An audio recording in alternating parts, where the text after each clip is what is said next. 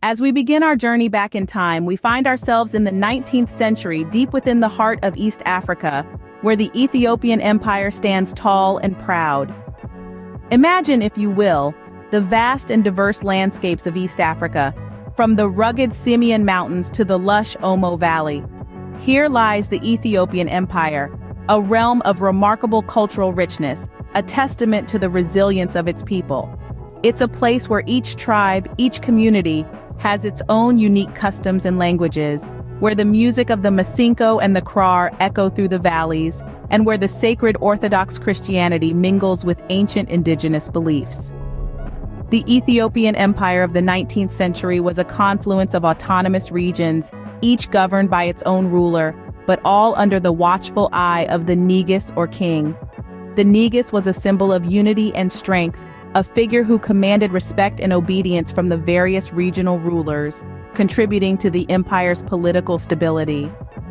Intricately woven into the social fabric of this empire was a culture of military prowess. The Ethiopian warriors, known for their courage and tactical brilliance, were a force to be reckoned with, a key factor that would later play a significant role in defending their homeland. Now, let's broaden our perspective. At the same time, the late 19th century marked the height of the scramble for Africa, with European powers rushing to claim their piece of the continent.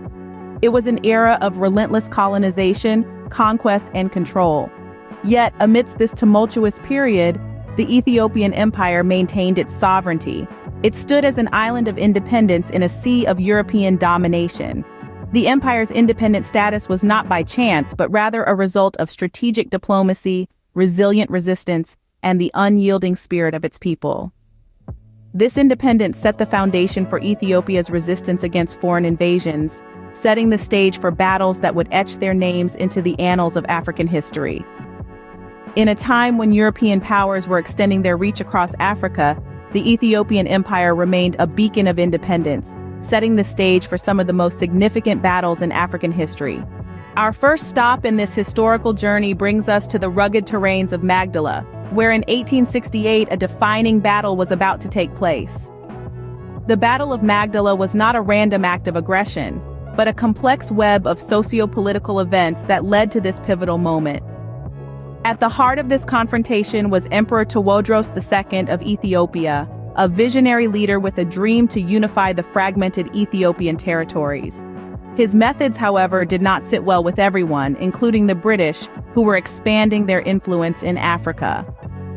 The crux of the conflict revolved around a series of diplomatic misunderstandings between the emperor and the British government. Tewodros, seeking military aid from the British to quell internal rebellions, took a drastic step. He detained a group of British envoys, sparking outrage in the British Empire. The British responded with a military expedition, aiming to free the hostages and assert their authority. As the British forces, armed with superior weaponry and military discipline, advanced towards Magdala, the odds seemed stacked against Emperor Tewodros II and his forces. But underestimating the emperor and his people would be a grave error. The Ethiopians, though lacking in firearms, were masters of their terrain and had the spirit of a people defending their homeland. The Ethiopian forces capitalized on their knowledge of the rugged terrains of Magdala, using it to their strategic advantage. They launched surprise attacks from the highlands, disrupting the British formation and causing chaos in their ranks. Tactically, they employed guerrilla warfare, using hit-and-run tactics to wear down the invaders. These strategies, coupled with the resilient spirit of the Ethiopian fighters, tipped the scales in their favor. The battle ended with the British forces retreating and the release of the hostages. Although Tewodros did not live to see the victory, his legacy lived on. Despite being heavily outnumbered and outgunned, the Ethiopian forces, under the leadership of Emperor Tewodros II, emerged victorious, marking a significant milestone in their defense of independence. Fast forward to 1896, we find ourselves at the precipice of another monumental battle, this time against the Italians, the Battle of Adwa.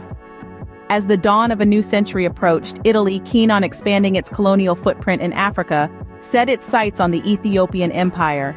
Ignoring the Treaty of Wuchal's terms, a pact that respected Ethiopia's sovereignty, Italy sought to exploit the language ambiguity in the treaty to claim Ethiopia as their protectorate. This brazen move sparked the Ethiopian flame of resistance.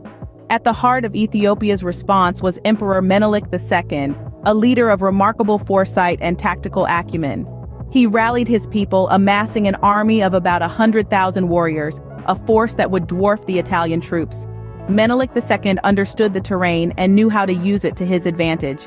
He chose the battlefield at Adwa, a mountainous region that would challenge the Italian artillery and diminish their technological advantage. As the battle commenced on the first day of March, Ethiopian forces launched a multi-front attack, taking the Italian army by surprise. The Italians, under General Oreste Baratieri, were outmaneuvered and overwhelmed. Their supply lines were cut and their forces dispersed, leading to a decisive victory for the Ethiopian forces. This victory, however, was more than just a military triumph. It had profound implications for Ethiopia and the entire African continent. The Battle of Adwa was the first time an African nation had successfully resisted a European power, providing a beacon of hope for other African nations under colonial rule.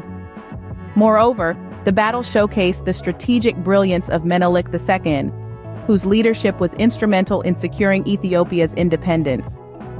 His successful defense against the Italian invasion is a testament to his enduring legacy as one of Africa's greatest leaders.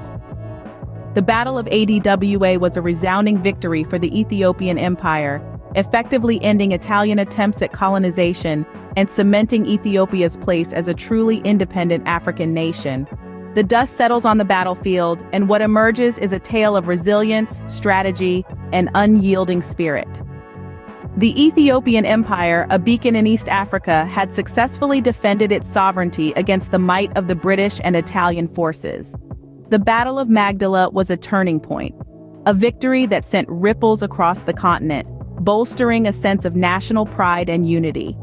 Fast forward to the Battle of Adwa, where Ethiopian forces once again stood their ground, repelling an Italian invasion with a strategic and decisive blow.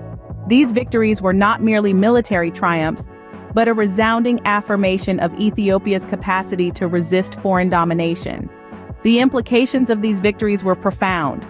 They served as a symbol of resistance, inspiring other African nations in their struggles for independence. Thus, amid the tumult of the 19th century, the Ethiopian Empire stood resolute and undefeated, a testament to the indomitable spirit of its people and a beacon of hope for nations striving for independence.